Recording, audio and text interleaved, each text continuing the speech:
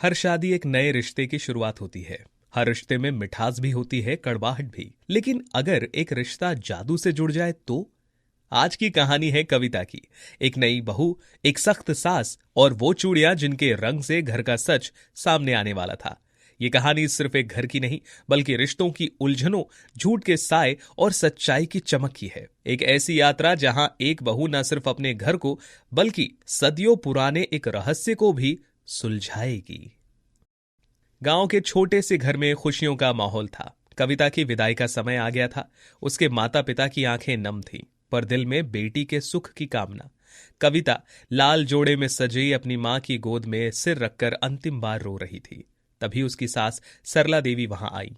उनके चेहरे पर एक अजीब सी गंभीरता थी, लेकिन आंखों में एक गहरी चमक। बेटी कविता, अब तुम हमारे घर की लक्ष्मी हो। मैं तुम्हें अपनी कुल परंपरा की एक अनमोल निशानी देना चाहती हूँ। सरला देवी ने अपनी साड़ी के पल्लू से एक मखमली पोटली निकाली। उसमें दो पुरानी लेकिन बेहद खूबसूरत चूड़ियां निकली। वे किसी साधारण धातु की नहीं, बल्कि एक अनोखी चमक वाली थीं, जिन पर बारीक नक्काशी की गई थी। ये चूड़ियाँ हमारी 7 पीढ़ियों से चली आ रही है। कहते हैं जब तक बहू इन्हें पहनकर घर में रहती है, घर में सुख शांति और समृद्धि बनी रहती है। लेकिन याद रखना, ये चूड़ियाँ सिर्फ गहने नहीं हैं, ये रंग बदलती है।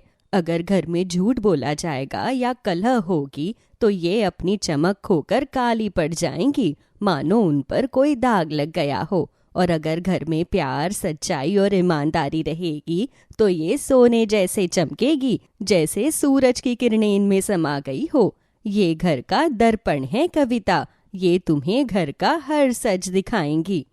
जी माँ जी, मैं इनकी लाज रखूंगी, पर ये रंग कैसे बदलती है? ये तुम समय के साथ खुद समझ जाओगी। बस इतना याद रखना, इनके रंग पर घर का भविष्य टिका है। कविता ने उन चूड़ियों को अपने हाथों में डाला। उसे लगा जैसे किसी ने उसके हाथों में सिर्फ गहने नहीं, बल्कि एक भारी जिम्मेदारी और एक गहरा रहस्य बांध दिया हो। चूड़ियां हल्की हल्की सी झंझनाई, मानो नए रिश्ते का स्वागत कर रही हों। विदाई की रस्म पूरी हुई और कविता अपने नए जीवन की ओर चल पड़ी। उसके मन में चूड़ियों के रहस्य को लेकर कई सवाल थे। कविता की डोली उसके ससुराल पहुंची। यहां एक बड़ा पुराना हवेली नुमा घर था, जिसमें कई कमरे और एक विशाल आंगन था। ढोल नगाड़ों की आवाज, मेहमानों की भीड़ और नए रिश्तों की हलचल में कविता चुपचाप खड़ी थी। घर की नई बहू होने के नाते सभी की निगाहें उस पर थी। विकास, उसका पति, उसके बगल में खड़ा था। उसके चेहरे पर खुशी और थोड़ी चिंता दोनों दिख रही थी। कविता, ज्यादा टेंशन मत लेना। माँ थोड़ी सख्त है, लेकिन दिल की बुरी नहीं। बस घर के कामकाज में परंपराएं मानना जरूरी है। और हाँ, यहाँ छोटी मोटी बातें होती रहती हैं, ज्यादा ध्यान मत देना। हाँ, मैं समझती हूँ, बस चाहती हूँ कि आप मेरे साथ खड़े रहे। जैसे ही कविता ने यह कहा, उसकी कलाई पर बंधी चूड़ियां अचानक हल्की सी धुंधली हुई। उनकी सुनहरी चमक थोड़ी फीकी पड़ गई। कविता चौंक गई। उसने विकास की ओर देखा, फिर उसने अपने हाथों में बंधी चूड़ियों को। क्या विकास ने अभी अभी कोई बात छिपाई थी, या सिर्फ उसके मन का वहम था? तभी घर के छोटे बेटे अमित, जो कविता का देवर था, उसने अपनी मां से जेब खर्च मांगा। मां, मुझे कॉलेज के लिए पैसे चाहिए, जरूरी किताब लेनी है। ठीक है बेटा, ले लो, पढ़ाई में कोई कमी नहीं होनी चाहिए। जैसे ही सरला देवी ने अमित को पैसे दिए, चूड़ियां और ज्यादा धुंधली हो गईं। उनकी चमक लगभग गायब हो चुकी थी। कविता समझ गई कि अमित ने झूठ बोला है। वो कॉलेज की किताब के बहाने दोस्तों के साथ घूमने जाना चाहता था। सास मुस्कुराकर मान भी गई, पर कविता का ध्यान बस उन चूड़ियों पर था। ये उसके नए घर में पहला दिन था और उसने जादू का पहला प्रदर्शन देख लिया था। उसके मन में एक अजीब सा डर और उत्सुकता दोनों घर कर गए। रात गहरा चुकी थी। दिन भर की थकान के बाद कविता बिस्तर पर लेटी थी, लेकिन उसे नींद नहीं आ रही थी। उसके मन में दिन भर की घटनाएं घूम रही थी, खासकर चूड़ियों का रंग बदलना। उसने अपनी कलाई पर बंधी चूड़ियों को देखा। वे अभी भी हल्की धुंधली थी, मानो दिन के झूठ की परछाई उन पर पड़ रही हो। ये कैसे संभव है? क्या वाकई इनमें कोई जादू है? माँ जी ने जो कहा वो मजाक नहीं था। तभी रात के सन्नाटे में चूड़ियां अचानक अपने आप झंझनाई। उनकी आवाज इतनी धीमी थी कि कोई और सुन ही नहीं सकता था, लेकिन कविता को वो साफ सुनाई दी, मानो कोई अदृश्य शक्ति उन्हें हिला रही हो। कविता डर कर बैठ गई। उसने चारों ओर देखा लेकिन कमरे में कोई नहीं था। झनझनाहट बढ़ती गई और चूड़ियों की धुंधली चमक में एक अजीब सी लालिमा आ गई। ये लालिमा गुस्से या खतरे का संकेत लग रही थी। क्या हुआ? तुम मुझे क्या बताना चाहती हो? झंझनाहट कुछ देर बाद रुक गई और लालिमा भी गायब हो गई। चूड़ियां फिर से धुंधली हो गई। कविता का दिल तेजी से धड़क रहा था। उसे लगा जैसे चूड़ियां उसे किसी आने वाले खतरे या किसी गहरे रहस्य के बारे में चेतावनी दे रही थी।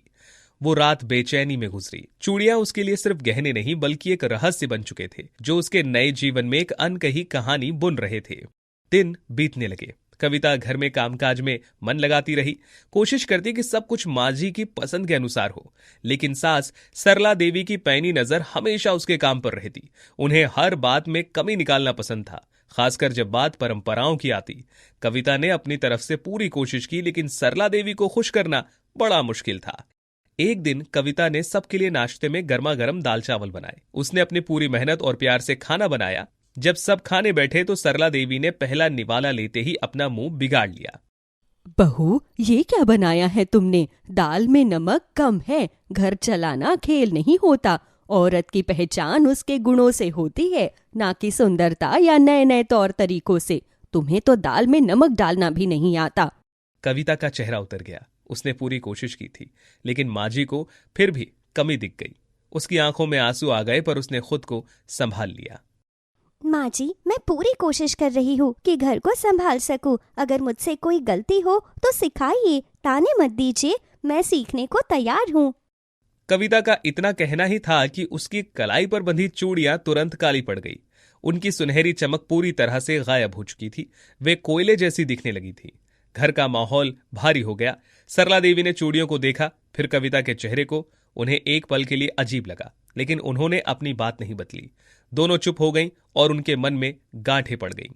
कविता समझ गई थी कि यह सिर्फ नमक कम होने की बात नहीं थी बल्कि सास के मन में उसके प्रति अविश्वास और कड़वाहट थी जिसे चूड़ियों ने उजागर कर दिया। गांव में विमला काकी नाम की एक बूढ़ी और बुद्धिमान महिला रहती थी। वो सरला देवी की पुरानी सहेली थी और गांव के हर घर की खबर रखती थी। उन्होंने कविता के आने के बाद से घर में बढ़ती कलह को महसूस किया था और चूड़ियों के रंग बदलने की बात भी उनके कानों तक पहुंची थी। एक दिन विमला काकी कविता से मिलने आई। बिटिया, कैसी हो? तुम्हारे चेहरे पर उदासी क्यों है? और ये चूड़ियाँ ये इतनी फीकी क्यों पड़ गई है? काकी, मैं क्या बताऊँ, माँ जी मुझसे कभी खुशी नहीं होती। और ये चूड़ियाँ, जब भी घर में कोई झूठ बोलता है या झगड़ा होता है तो ये काली पड़ जाती है। मुझे कुछ समझ नहीं आ रहा। बिटिया, ये चूड़ियाँ साधारण नहीं है। इनका राज मैं जानती हूँ। ये तुम्हारे ससुराल की कुल देवी का आशीर्वाद है। ये सच और झूठ का फर्क दिखाती है। ये घर के माहौल को महसूस करती है। जब घर में प्यार, विश्वास और सच्चाई होती है तो ये चमचमाती है, लेकिन जब झूठ, ईर्ष्या या कलह होती है तो ये काली पड़ जाती है। ये घर को टूटने से बचाती है, लेकिन इसका इस्तेमाल समझदारी से करना, इनकी शक्ति बहुत बड़ी है। काकी, क्या ये सच है? क्या मैं इनके जरिए अपने घर को बदल सकती हूँ? हाँ, लेकिन याद रख, शक्ति का उपयोग अहंकार के लिए नहीं, सेवा के लिए करना, तभी सुख मिलेगा। इन चूड़ियों का असली जादू तब काम करता है जब तुम अपने मन से हर कड़वाहट निकालकर सिर्फ प्यार और सच्चाई के साथ काम करो। कविता के मन में नई आशा जगी। उसे लगा जैसे उसे एक नया रास्ता मिल गया हो। उसने ठान लिया कि वो इन चूड़ियों से घर में सच्चाई और प्यार लाएगी, चाहे कितनी भी मुश्किलें क्यों ना आए। विमला काकी की बातों ने उसे एक नई दिशा दी। उसने चूड़ियों को ध्यान से देखा और इस बार उसमें उनमें एक हल्की सी चमक वापस नजर आती हुई दिखाई दी, मानो आशा की नई किरण। कविता अब चूड़ियों के जादू को और गहराई से समझने लगी। वो जानती थी घर में कहां और कब झूठ बोला जा सकता है। वो चुपचाप सब कुछ देखती और समझ जाती। एक शाम विकास देर रात घर आया। उसका चेहरा थका हुआ था। उसकी चाल में एक अजीब सी बेचैनी थी। कविता को देखते ही उसने नजरें चुरा ली। इतनी देर कहाँ थे? ऑफिस का काम इतना बढ़ गया है क्या? हाँ, दफ्तर में मीटिंग थी। एक बहुत जरूरी प्रोजेक्ट पर काम चल रहा है, इसीलिए लेट हो गया। जैसे ही विकास ने शब्द कहे, कविता की कलाई पर बंधी चूड़ियां तुरंत काली पड़ गईं। उनकी चमक पूरी तरह से गायब हो गई और वो पहले से ज्यादा गहरे रंग की हो गई। कविता समझ गई कि विकास झूठ बोल रहा है। उसके दिल को चोट पहुंची क्योंकि उसने अपने पति से कभी झूठ की उम्मीद नहीं की थी। विकास सच बताइए, चूड़िया बता रही है कि आप झूठ बोल रहे हैं, ये काली पड़ गई है। मैं जानना चाहती हूँ कि आप कहाँ थे। क्या? तुम्हें कैसे पता? चूड़ियां चूड़ियां कैसे बता सकती हैं? ये चूड़िया सच झूठ का फर्क जानती है और मैं जानना चाहती हूँ कि आप कहाँ थे। हमारे रिश्ते में झूठ की कोई जगह नहीं होनी चाहिए। विकास चुप हो गया। उसका चेहरा शर्म से झुक गया। उसे लगा जैसे चूड़ियां उसे सबके सामने बेनकाब कर रही है। उसने गहरी सांस ली और फिर कहा, मैं दोस्तों के साथ था। एक पुराने दोस्त की पार्टी थी। मुझे डर था कि अगर मैं सच बताऊंगा तो तुम नाराज होगी और मां भी गुस्सा करेंगी, इसीलिए मैंने झूठ बोला। मुझे माफ कर दो कविता। मैं समझ गया हूं कि झूठ बोलना रिश्ते को तोड़ने के जैसा है। कविता की आंखों में आंसू थे, लेकिन उसके चेहरे पर हल्की सी मुस्कान थी। विकास ने सच बोला था और चूड़ियां धीरे धीरे अपनी सुनहरी चमक वापस पाने लगी थीं। ये उसके लिए एक बड़ी सीख थी। उसने महसूस किया कि चूड़ियां सिर्फ झूठ नहीं पकड़ती, बल्कि सच्चाई और पश्चाताप को भी पहचानती हैं। इस घटना ने कविता और विकास के रिश्ते को और मजबूत कर दिया। विकास ने वादा किया कि वो कभी झूठ नहीं बोलेगा और कविता ने उसे माफ कर दिया। विकास के सच बोलने के बाद चूड़ियां कुछ दिनों तक सुनहरी चमकती रही, मानो घर में शांति लौट आई हो। लेकिन ये शांति ज्यादा देर तक नहीं टिकी। घर में छोटी मोटी बातों को लेकर फिर से कलह बढ़ने लगी। देवर अमित अपनी पत्नी नेहा के साथ अक्सर देर रात तक बाहर रहता और जब सास पूछती तो बहाने बनाता। देवरानी नेहा को घर के काम में रुचि नहीं थी और वो अक्सर अपनी सास की बातों को अनसुना कर देती। बहू नेहा, तुम्हें कितनी बार कहा है कि सुबह जल्दी उठकर पूजा किया करो, ये घर के नियम है। माँ जी, मैं रात को देर से सोती हूँ, मैं सुबह नहीं उठ सकती। जैसे ही नेहा ने यह कहा, कविता की चूड़ियां हल्की काली पड़ गई। ये सिर्फ एक बहस ही नहीं थी, बल्कि नियमों का उल्लंघन और एक तरह का अनादर था। कविता सब कुछ देखती रही, लेकिन वो जानती थी कि उसे सही समय का इंतजार करना था। एक दिन रसोई में सास और बहू के बीच बात इतनी बढ़ गई कि पूरा घर सुनने लगा। सरला देवी को लगा कि कविता घर के पुराने बर्तनों को बदलकर नए बर्तन ला रही है, जो उन्हें बिल्कुल पसंद नहीं था। इस घर की शांति तेरे आने के बाद गई है। तेरे कारण सब बदल रहा है। तू हमारी परंपराओं को तोड़ रही है। माँ जी, मैं घर बिगाड़ने नहीं आई हूँ, मैं इसे और बेहतर बनाने आई हूँ। अगर आप मुझे अपनाएंगी तो देखिएगा, ये घर मंदिर जैसा हो जाएगा। मैं सिर्फ घर को साफ और व्यवस्थित कर रही हूँ ताकि सब खुश रहे। और तभी चूड़ियां दोनों के बीच जोर से झंझनाई। उनकी काली चमक में एक अजीब सी लालिमा आ गई, जो खतरे का संकेत थी। सास ने पहली बार उन्हें गौर से देखा। उनके चेहरे पर गुस्सा था, लेकिन चूड़ियों के बदलते रंग ने उन्हें एक पल के लिए सोचने पर मजबूर कर दिया। ये चूड़ियां सच में जादुई है। ये काली क्यों हो रही है? हाँ माँ जी, और ये हमें सिखा रही है कि घर सच्चाई और प्यार से ही चलता है, ना कि झूठ और तानों से। हम दोनों के मन में जो कड़वाहट है, वही इन्हें काला कर रही है। सास चुप हो गई। उन्होंने कविता की आंखों में देखा, जहां सच्चाई और दर्द दोनों थे। चूड़ियों की लालिमा धीरे धीरे कम हो गई, लेकिन अभी भी वो काली थी, मानो घर के माहौल में अभी भी बहुत कुछ ठीक करना बाकी था। कविता ने ठान लिया कि वो इन चूड़ियों के जरिए घर में शांति और सच्चाई वापस लाएगी। कविता अब चूड़ियों के रहस्य को और गहराई से समझना चाहती थी। उसे लगा कि विमला काकी ही उसे सही रास्ता दिखा सकती है। एक दोपहर जब सब सो रहे थे, कविता विमला काकी के घर गई। काकी, मुझे चूड़ियों के बारे में और जानना है। वे सिर्फ झूठ और कलह पर ही क्यों रंग बदलती है? क्या इनका कोई इतिहास है? हाँ बिटिया, इनका बहुत पुराना इतिहास है। ये चूड़ियां सदियों पहले तुम्हारे सास के परिवार की एक बहुत ही पवित्र महिला ने बनाई थी। वो महिला बहुत ज्ञानी और दूरदर्शी थी। उन्होंने देखा कि उनके परिवार में झूठ और ईर्ष्या के कारण रिश्ते टूट रहे हैं। तब उन्होंने इन चूड़ियों को एक विशेष मंत्र से सिद्ध किया, ताकि ये घर के हर सच और झूठ को उजागर कर सके। तो क्या ये चूड़ियां हमेशा से सरला माँ जी के परिवार में रही है? हाँ, लेकिन एक समय ऐसा भी आया था जब ये चूड़ियां लगभग अपनी सारी चमक खो चुकी थी। सरला भी जब इस घर में नई बहू बनकर आई थी, तो उसे भी इन्हीं चूड़ियों को पहनना पड़ा था। उस समय भी घर में बहुत कलह थी। सरला की सास भी बहुत सख्त थी और घर में बहुत झूठ बोला जाता था। विमला काकी ने गहरी सांस ली और अपनी कहानी जारी रखी। उन्होंने बताया कि कैसे सरला देवी ने भी अपनी सास के साथ कई मुश्किलों का सामना किया था। उस समय भी चूड़ियां काली पड़ गई थी। सरला देवी ने भी बहुत कोशिश की थी, लेकिन उन्हें कभी अपनी सास का पूरा प्यार नहीं मिल पाया। इसी कारण सरला देवी के मन में कड़वाहट बैठ गई और अब वही व्यवहार वो कविता के साथ कर रही थी। तो माँ जी को भी इन चूड़ियों का दर्द पता है, फिर भी वो ऐसा क्यों करती है?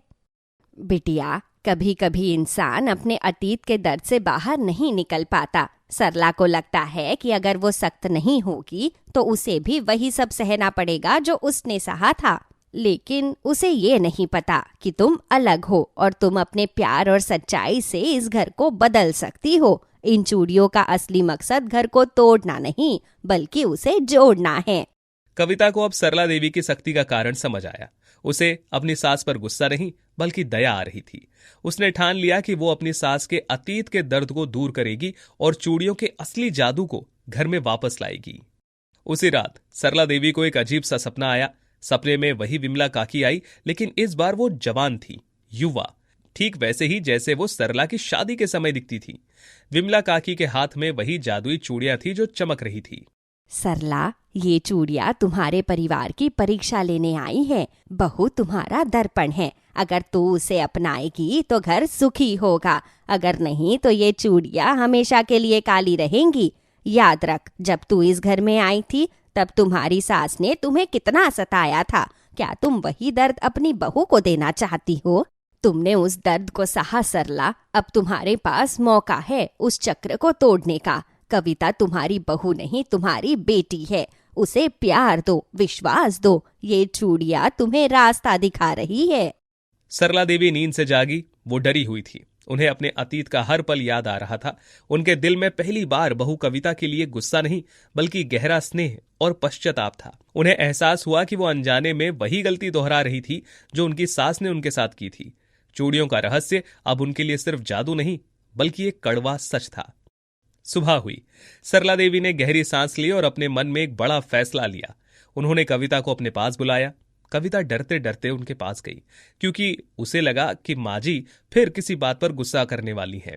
लेकिन इस बार सरला देवी का चेहरा शांत और भावुक था। बहू कविता, मैं तुझसे माफी चाहती हूँ। मैंने तेरे साथ बहुत गलत किया। मैं तेरी अच्छाई समझ नहीं पाई। तेरे आने से घर बिगड़ा नहीं बल्कि सुधर रहा है। मैं अपने अतीत के दर्द में इतनी खो गई थी कि मैं ये देख ही नहीं पाई कि तुम कितनी अच्छी हो। माँ जी, आप ऐसी बातें मत कहिए। मुझे बस आपका आशीर्वाद चाहिए। मैं चाहती हूँ कि ये घर खुशियों से भर जाए। कविता की कलाई पर बंधी चूड़ियां अचानक जोर से झंझनाई। इस बार ये झंझनाहट खुशी और विजय की थी, और उसी क्षण वे काली से बदलकर सोने जैसी दमकने लगी। दिन बीतने लगे, पर अब घर में पहली जैसी कलह नहीं थी। चूड़ियां अब हमेशा सुनहरी चमकती थीं। अमित और नेहा ने भी चूड़ियों के जादू को देखा था, और अब वो भी झूठ बोलने या नियम को तोड़ने से पहले डरते थे। नेहा, मुझे लगता है कि हमें भी अब सच ही बोलना चाहिए और माँ जी की बात माननी चाहिए। ये चूड़ियां सब देख रही हैं। हाँ अमित, मुझे भी यही लगता है। कविता भाभी ने हम सबको एक बहुत बड़ी सीख दी है। अमित और नेहा को अपनी गलती का एहसास हुआ और उन्होंने सास और कविता से माफी मांगी। एक शाम विमला काकी फिर से सरला देवी के घर आई। उन्होंने चूड़ियों की चमक देखी और पूरे घर के माहौल में आए बदलाव को महसूस किया। सरला, मैंने कहा था ना, ये चूड़ियां सिर्फ परीक्षा लेती है। कविता ने इस परीक्षा को पास कर लिया। उसने सिर्फ अपने रिश्ते को नहीं सुधारा बल्कि तुम्हारे अतीत के दर्द को भी दूर किया है। हाँ काकी, अब मैं गर्व से कह सकती हूँ, मेरी बहू इस घर की असली लक्ष्मी है। उसने मुझे सिखाया कि प्यार और सच्चाई से बड़ा कोई जादू नहीं होता। कविता, तुमने इस घर को बदल दिया। सच में ये चूड़ियां सिर्फ जादू ही नहीं, तुम्हारी भक्ति और हिम्मत का प्रतीक है। और इस समय तक एक साधारण सी बहू ने जादुई चूड़ियों के सहारे झूठ, कलह और कटुता को सच, प्यार और शांति में बदल दिया। उसने न सिर्फ अपने ससुराल को एक नई दिशा दी बल्कि सदियों पुराने एक रहस्य को भी सुलझाया। यही है रिश्तों का असली जादू, जहां विश्वास और प्रेम की चमक किसी भी जादू से ज्यादा शक्तिशाली होती है। अगर आपको मेरी ये चूड़ियाँ और ये कहानी पसंद आई हो तो इसे लाइक और शेयर करना मत भूलिएगा। और हाँ, चैनल को सब्सक्राइब जरूर कीजिए ताकि अगली कहानियाँ सबसे पहले आप तक पहुँचे। हम आपके लिए ऐसी ही और कहानियाँ लाते रहेंगे।